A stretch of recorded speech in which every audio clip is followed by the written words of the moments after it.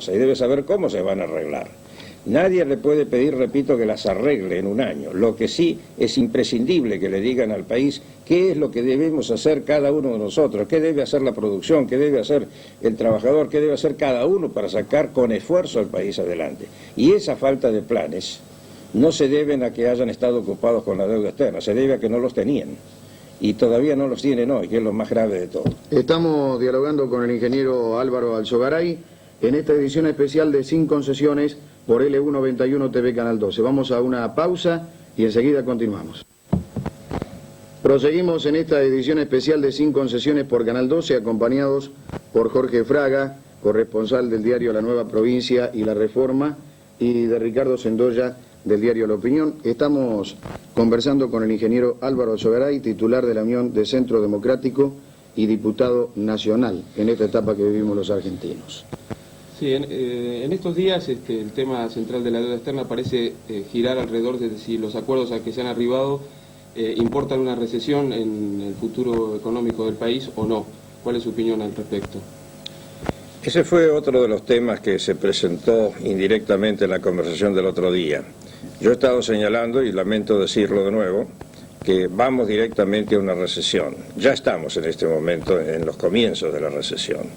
Trate usted de averiguar qué pasa con la avena y con los cereales en este momento, lo que pasa con la hacienda, vea lo que pasa con la compañía Ford, que licencia parte de su personal, qué pasa con Asindar, que ha cerrado sus 2 plantas, y extienda esta investigación un poco más a todo el aparato económico y va a ver que ya estamos en recesión.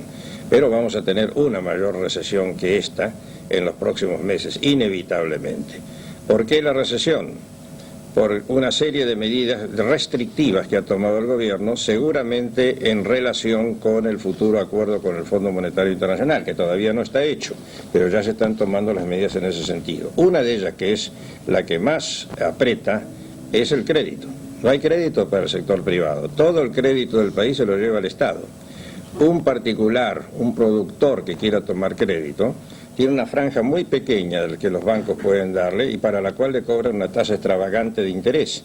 Para conseguir un crédito tiene que pagar usted en este momento 30-32% mensual, lo cual, repito, es extravagante. ¿Qué negocio se puede poner o qué negocio se puede movilizar con un crédito 32%?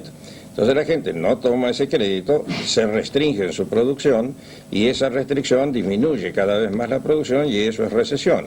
Y pronto vamos a ver cortinas cerradas en lugar de levantadas, como decía el presidente en la campaña electoral, vamos a ver lamentablemente despido de personal porque estamos en un proceso recesivo. Además, el Estado no paga sus cuentas. Los subcontratistas del Estado están hoy pasando angustia porque el Estado, ¿qué pasa? Se descapitaliza. Hay además controles de precios. Con los controles de precios pueden llevar a la quiebra empresas muy sólidas. Por ejemplo, haber puesto control de precios sobre la leche ha llevado a grandes empresas que se ocupan de este tema a situaciones verdaderamente insostenibles. Los controles de precios, si se le pone control de precio, por ejemplo, a la leche y el costo de producción sube 25% y le autorizan un aumento del 10%, pasará X número de meses, pero tiene que ir a la quiebra. Entonces, estamos en un proceso recesivo que se irá acentuando como consecuencia de las medidas que se están adoptando. Pero al mismo tiempo, el Estado mantiene su déficit y al mantener su déficit tiene que financiarlo. Y para financiarlo emite moneda y al emitir moneda hace inflación.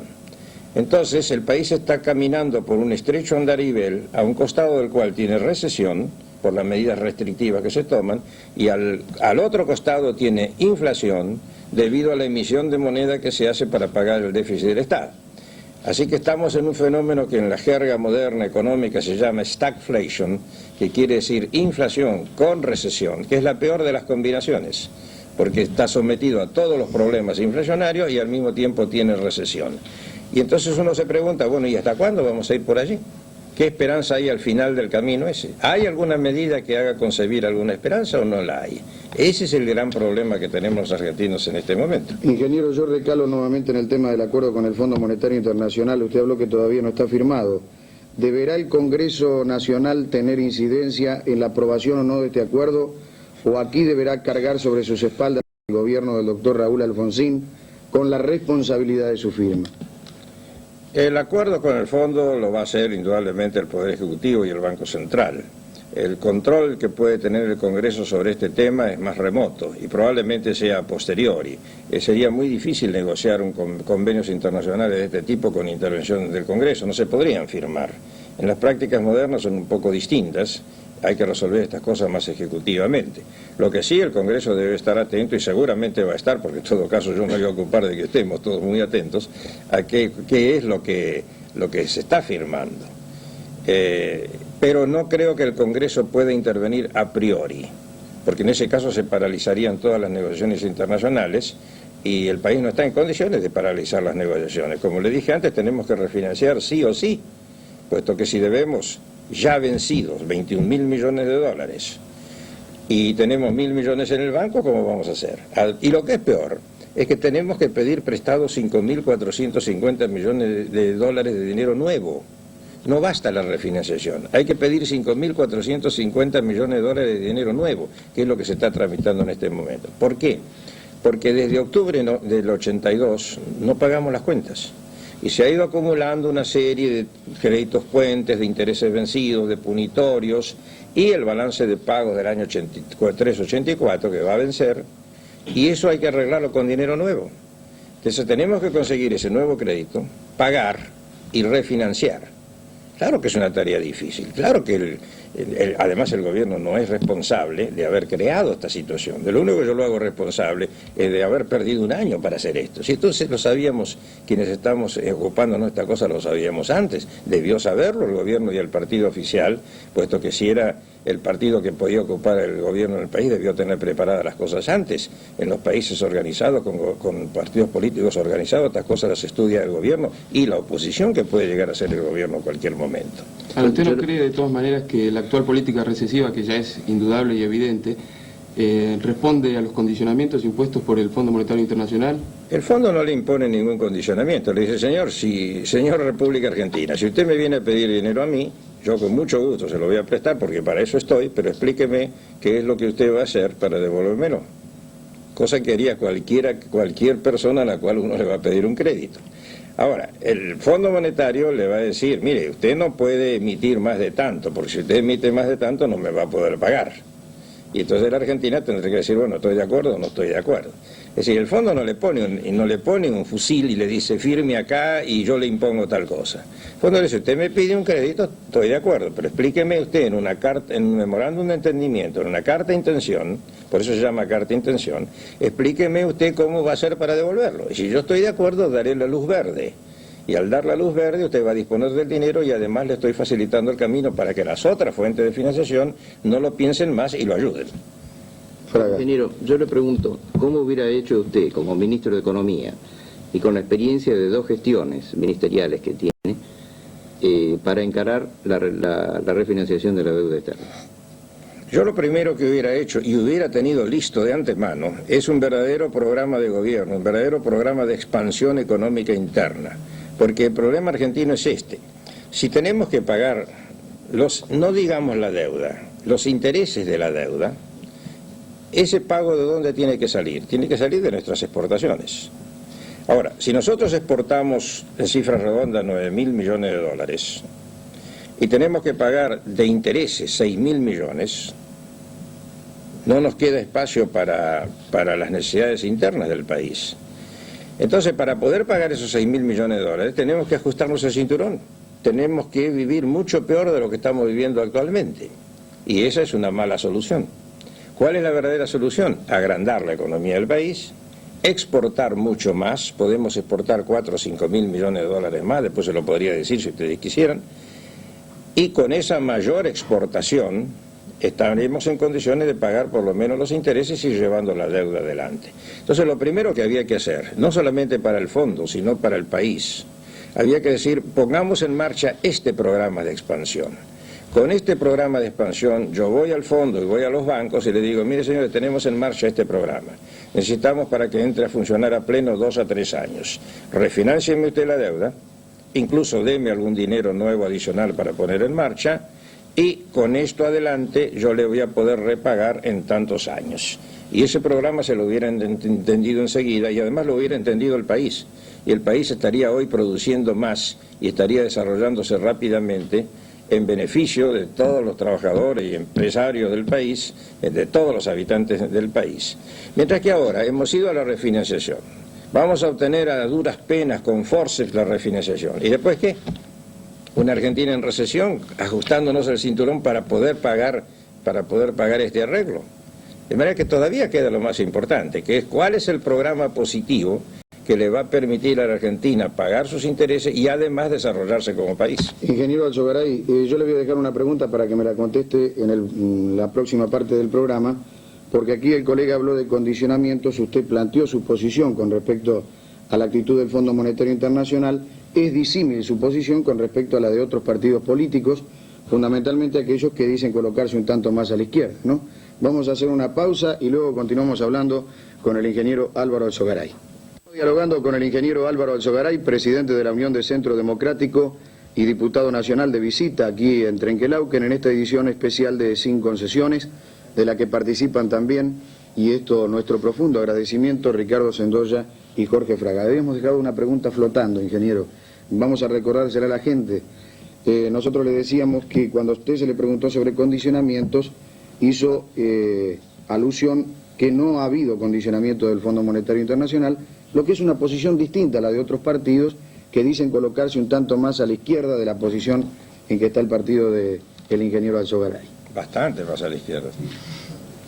Pero en todo caso, cuando dicen eso, esos partidos no saben lo que dicen, o mejor dicho, sí saben lo que dicen.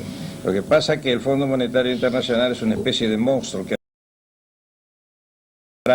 toda esta propaganda antiimperialista, anti-yanqui y anti de todo lo demás que se practica. ¿Qué es el Fondo Monetario Internacional? Es una asociación de países del cual nosotros somos socios y que tiene por finalidad, cuando hay un desnivel en la balanza de pagos y cuando hay una mala cosecha, cuando hay transitoriamente un desnivel en los pagos exteriores, sirve para compensar eso y ayudar al país a superar esa dificultad. Supóngase que nosotros hubiéramos perdido 2 cosechas seguidas, nos quedamos con menos exportaciones, entonces el Fondo Monetario nos presta dinero a corto plazo, 2-3 años, para salvar el mal momento. ¿Y qué tiene de monstruoso esto? ¿Dónde está el monstruo que estos antiimperialistas de gabinete se empeñan en mostrar como uno de los grandes persecutores del país? Los problemas que tenemos y los ajustes que tenemos que hacer no son impuestos por nadie, no son impuestos por la realidad económica. Si no tenemos con qué pagar, ¿qué vamos a hacer? ¿Quién nos impone nada? A menos que querramos declararnos independientes del mundo entero y digamos vamos a vivir aislados en el mundo, cosa que no ha logrado hacer ni Khomeini en el Irán, ¿no? Si queremos aislarnos del mundo y volver a la civilización tehuelche como quieren algunos, bueno, eso se puede hacer. Pero ¿dónde queda el progreso argentino? ¿Dónde queda el nivel de vida de los argentinos? ¿Dónde queda la medicina para los argentinos? ¿Dónde queda el relativísimo bienestar que hemos logrado hasta ahora? Usted hizo una calificación política, antiimperialista de gabinete. ¿Qué definición es esa, ingeniero Alzogaray? Porque son antiimperialistas de un solo lado, no se ocupan de lo que está pasando en Afganistán o en Hungría o en Checoslovaquia o lo que quieren poner aquí en la República Argentina. Son antiimperialistas, en realidad no son antiimperialistas, son anti-yanquis, porque están sirviendo los intereses de otro imperialismo que es la Unión Soviética. Entonces esta clase de señores que discutan su problema afuera, pero no vengan a confundir a la opinión pública argentina. Y sin embargo esos sectores que usted denomina así, representan poco menos que la gran mayoría de los partidos políticos. Sí, claro, representaban. Vamos a ver qué pasa el año que viene. ¿Y no puede ser usted calificado en esta posición que asume para hacer una dura crítica a esos partidos como pro-yanqui? No, señor, porque yo no soy pro-yanqui, yo soy argentino, que estoy buscando la mejor manera de financiar las dificultades que tenemos. ¿A quién quiere que le vaya a pedir la plata? ¿A la Unión Soviética o a Angola? Si voy a Angola o a la Unión Soviética no me van a dar 5.450 millones de dólares, ni soñando. Haga la prueba, a ver si puede. Entonces tengo que buscar los recursos donde están. ¿Y dónde están los recursos? En el mundo civilizado de Occidente, que además de recursos es donde se defienden las libertades individuales, donde se defienden los derechos humanos. ¿Están defendidos los derechos humanos en Afganistán, en Hungría o en Checoslovaquia? No. ¿Están defendidos en Angola? No. Entonces yo busco recursos donde la civilización impera y además donde están los recursos. Si eso se llama ser pro-yanqui no tengo inconveniente, pero no es así. Yo he sido embajador en los Estados Unidos, he discutido mucho con los yanquis. Tengo un libro escrito, usted lo puede comprar, o si quiere se lo regalo, que en Latinoamérica. Y usted va a encontrar por lo menos 30 discursos míos dichos en los Estados Unidos, donde les digo yo a los Estados Unidos en qué se equivocan. De manera que la posición nuestra es completamente clara. Nosotros defendemos el interés argentino de una manera inteligente. De manera que defender el interés argentino haciendo sencillamente discursos antiimperialistas no es defenderlo, porque cada día nos hundimos más. La prueba está que el factor inhibitorio que estos antiimperialistas han hecho durante un año entero le ha impedido al propio gobierno negociar antes esto, porque decían no vaya al Fondo Monetario Internacional, no nos someteremos a las recetas recesivas. El gobierno está inhibido, está bloqueado, le teme a estos antiimperialistas. Y entonces por complacer a esto no resuelve los problemas argentinos. ¿Quiere decir que usted desvincula totalmente cualquier responsabilidad del Fondo Monetario Internacional en la actual situación recesiva? Pero por supuesto que sí. Además, ¿qué obligación tenemos de ir al fondo? ¿Para qué vamos? ¿Y usted si hubiera tenido que renegociar la deuda externa no hubiera producido recesión en el país? No, señor, porque al mismo tiempo que firmaba los convenios, antes hubiera desarrollado un programa de expansión muy amplio. Y ese programa de expansión muy amplio se logra creando un shock de confianza, provocando el retorno de los capitales argentinos que están fuera del país y la afluencia de los capitales extranjeros, transfiriendo al sector privado todas las empresas que el Estado hoy mal administra y le dan pérdidas para que se ocupen los privados de esto, y desarrollando los recursos naturales. Por ejemplo, hemos descubierto gas para 50 años y no lo sacamos porque tenemos miedo de que alguien lo toque, que algún privado lo toque ese gas. Preferimos tenerlo bajo tierra y que sufra la población las consecuencias de la miseria en que estamos, para que no venga el capital privado a sacarlo en beneficio del país, en beneficio nuestro. Entonces, esa revolución mental, que significa un cambio fundamental de política en la Argentina, hubiera provocado una gran expansión económica que absorbe la contracción económica que se produce al hacer el reajuste. Si no hacemos la parte expansiva y hacemos solamente la parte recesiva, ¿dónde vamos a ir a dar?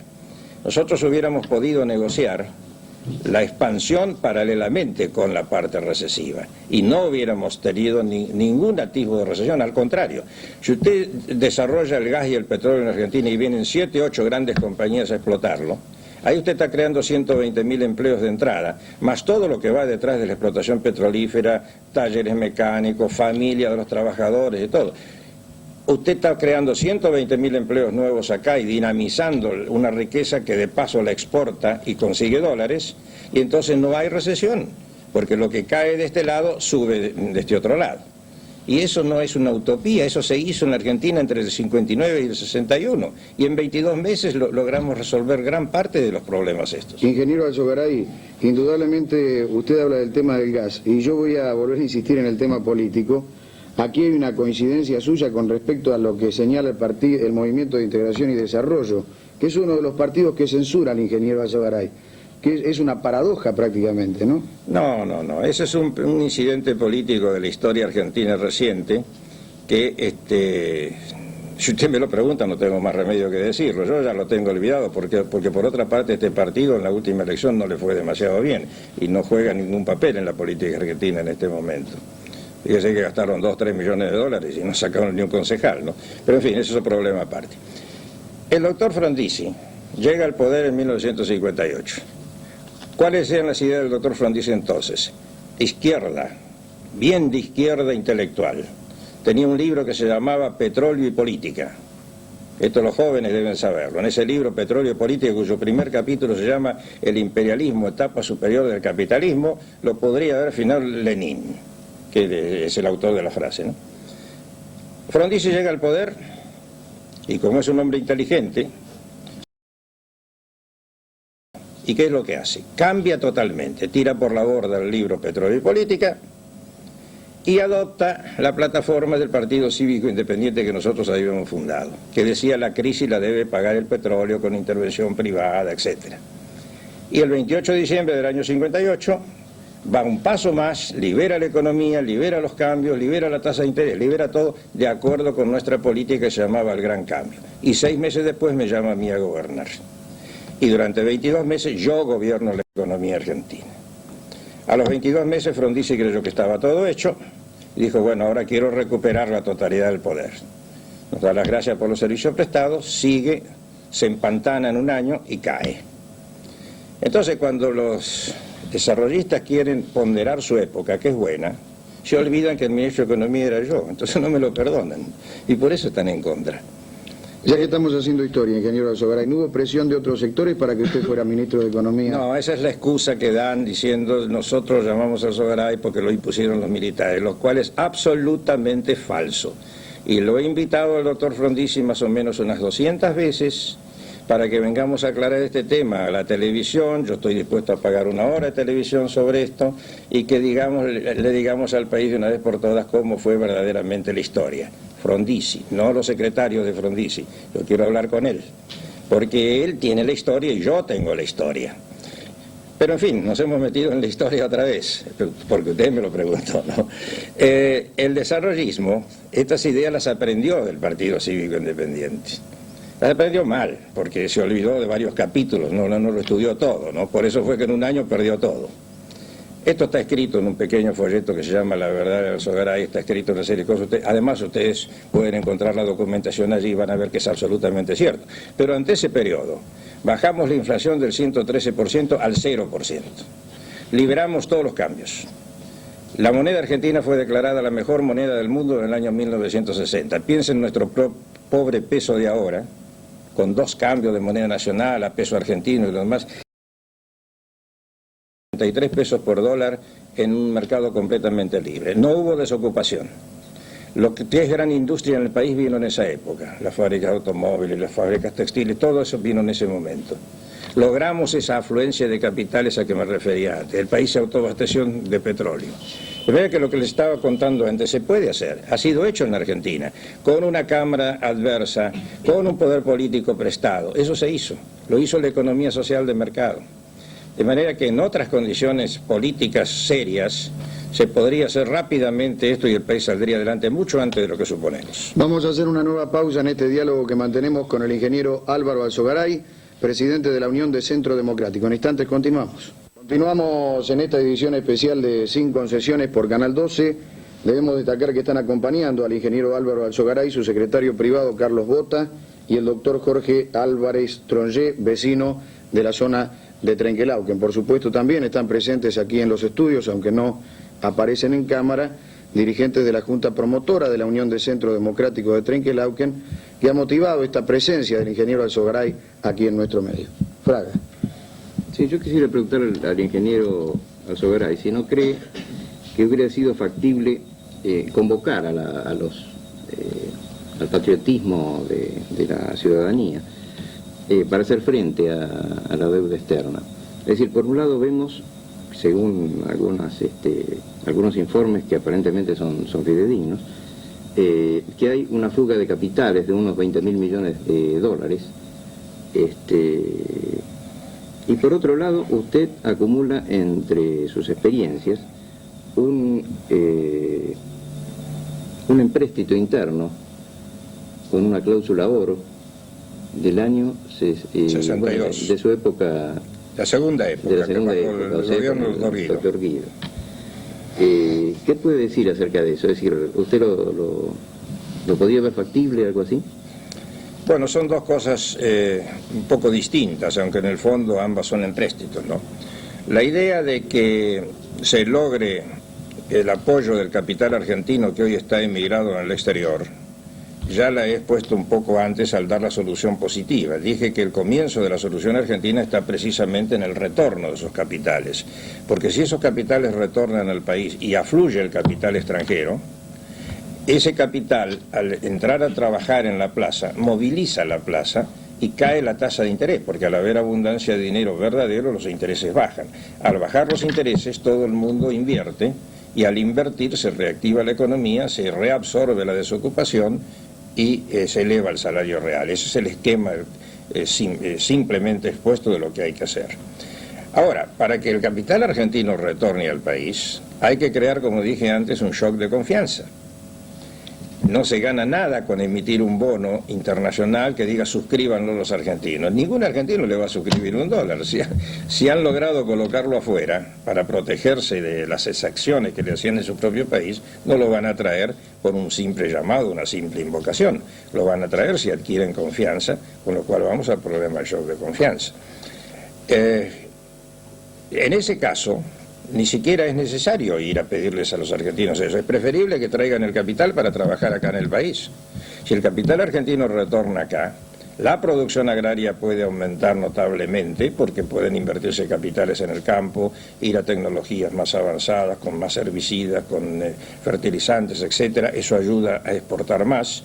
Lo que necesitamos es que ese capital vuelva a su propio país para trabajar y movilizar el país.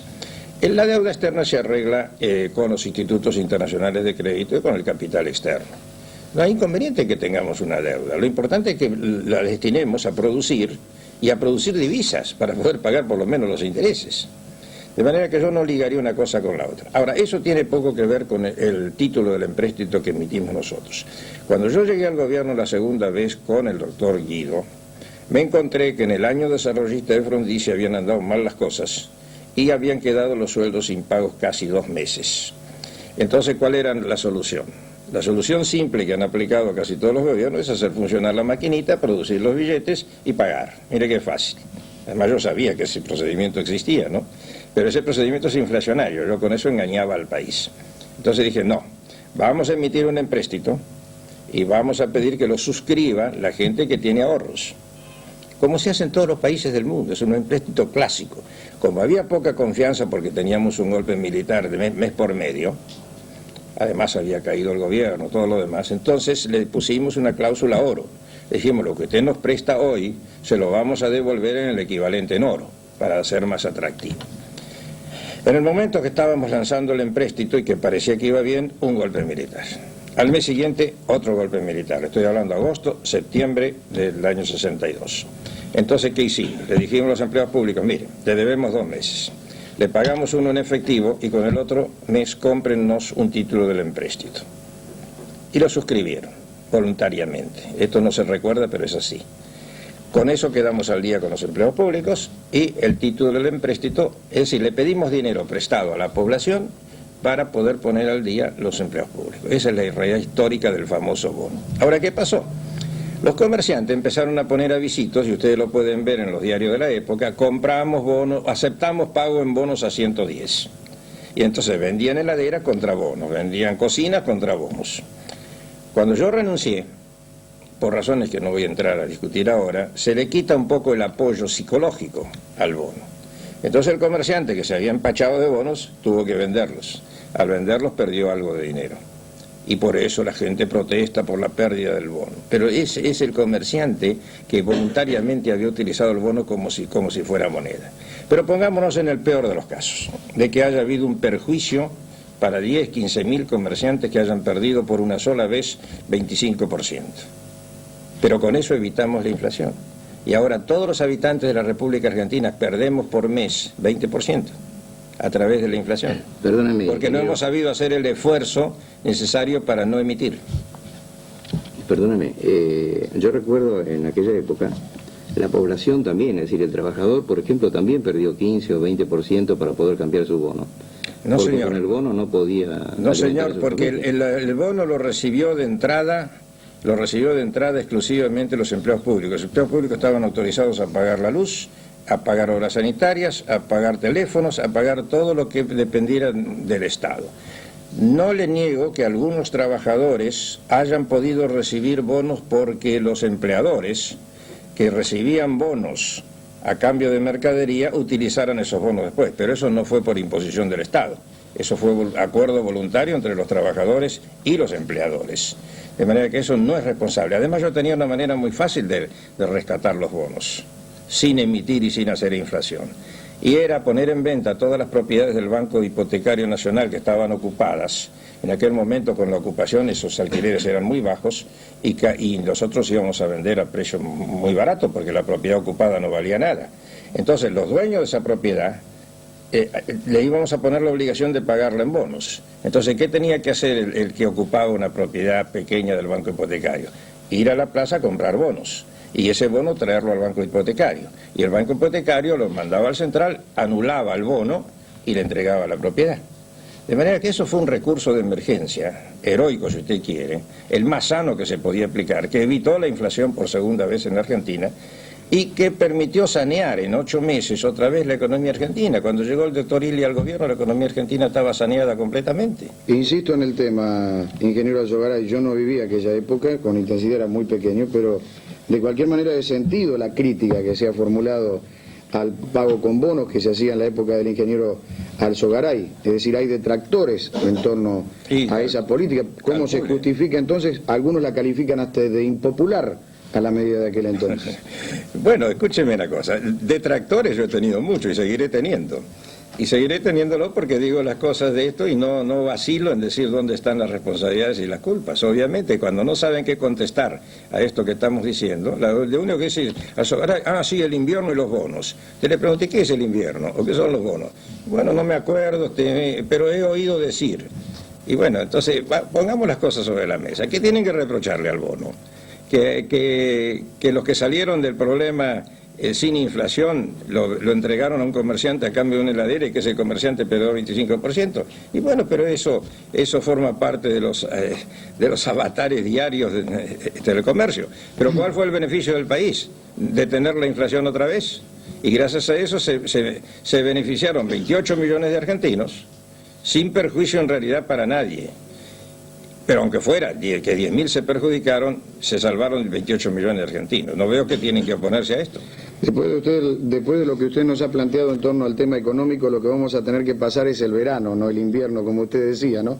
Vamos a hacer una nueva pausa en esta edición. Ya vamos entrando en los tramos finales de esta edición especial de Sin Concesiones por Canal 12. Continuamos conversando con el ingeniero Álvaro Alzogaray. Hemos hablado mucho de economía, ingeniero Alzogaray, quizá porque nosotros lo hemos llevado a ese terreno, pero indudablemente nos sirve esto para hacerle una pregunta que mucha gente se formula. ¿Es una teoría economicista la de la Unión de Centro Democrático? Ustedes la hacen economicista porque me obligan a hablar de economía. No, la visión de la Unión de Centro Democrático es una visión universalista, una visión humanista porque abarca todos los problemas. La economía es nada más que un método, una necesidad para la concepción integral del hombre. El hombre no podría existir en una sociedad civilizada si no atendiera los problemas económicos de forma correcta, que es lo que pasa en muchas naciones que viven miserablemente por no resolver sus problemas económicos. Lo que pasa que, ¿por qué hemos puesto nosotros el énfasis en la parte económica? Por 2 razones. La primera, porque por lo que digo, sin una buena economía no me hablen de justicia social ni de repartir la riqueza, porque lo que reparten es pobreza e injusticias, que es lo que vienen haciendo desde hace 40 años. De manera que todos estos campeones de la justicia social y de la justa retribución de la riqueza, lo único que están haciendo es repartir pobreza e injusticia. Nosotros queremos producir abundancia para poder repartir adecuadamente esa abundancia y atender la justicia social. Por eso nuestra economía se llama economía social de mercado. De manera que esa es una de las razones. La otra razón es eminentemente político e ideológica. Para poder separar bien las concepciones políticas e ideológicas en el mundo es necesario referirse al sistema económico. La solución socialista, ¿en qué consiste? ¿Qué diferencia hay entre socialistas y liberales, por ejemplo? Si no atendemos al sistema económico, es difícil de explicar. La solución socialista, marxista, izquierdista, quiere la planificación central de la economía, como se hace en la Unión Soviética.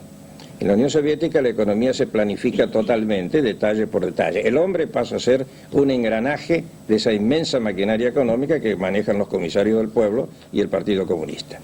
En la sociedad liberal, en la sociedad libre, ¿quién planifica? Nadie. Lo planifica el mercado. Por eso solamente hay sociedades libres cuando tienen economías de mercado. Por eso nosotros nos diferenciamos, utilizamos la economía como un elemento diferencial para saber dónde estamos. Ahora, ¿qué ocurre? El socialismo puro, perfecto, absoluto no se da en la práctica. El liberalismo puro, perfecto, absoluto tampoco se da en la práctica.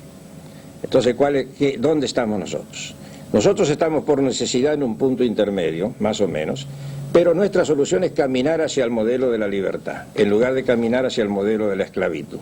Y esto es lo que yo le digo constantemente a los jóvenes. Ustedes tienen que elegir.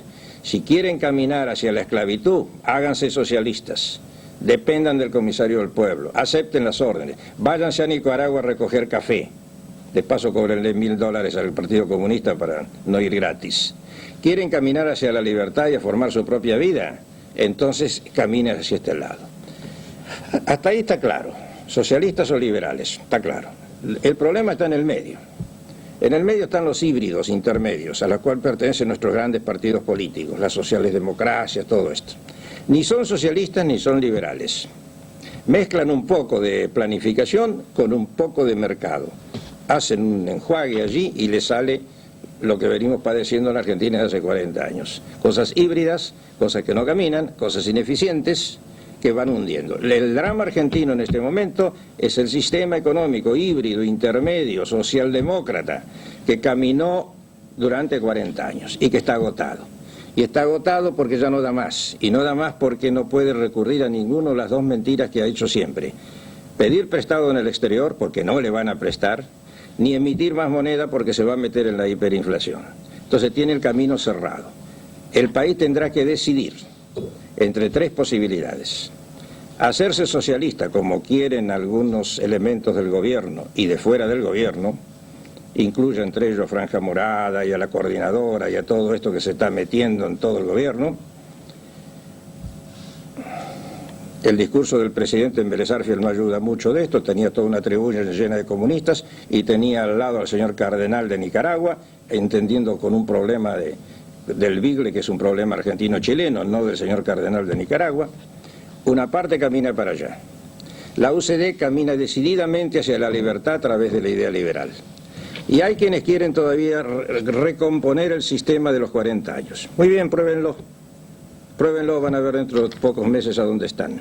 De cualquier manera, si me permite, ingeniero Alzogaray, yo no voy a ponerme a analizar esto porque indudablemente es muy profundo, pero le voy a hacer una pregunta. La Unión del Centro Democrático ha crecido indudablemente en la consideración pública, pero precisamente esos partidos a los que usted no ha mencionado pero está criticando, están concentrando un gran margen de la voluntad del pueblo en general en la Argentina.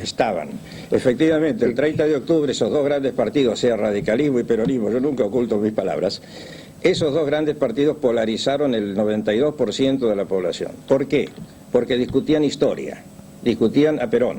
Perón fue un fenómeno político en la Argentina, sin lugar a duda, en el sentido de que sacarle el sombrero, fue un fenómeno político. Acá durante 40 años se votó a favor o en contra de Perón, a favor del retorno de Perón o en contra del retorno. Esta vez se votó a Alfonsín porque Emilio Iglesias quemó el féretro. Es decir, otra vez la antinomia peronismo-antiperonismo. No se votó por lo que estamos hablando acá, no se votó por la economía de mercado, ni por... No, se votó ese tema político.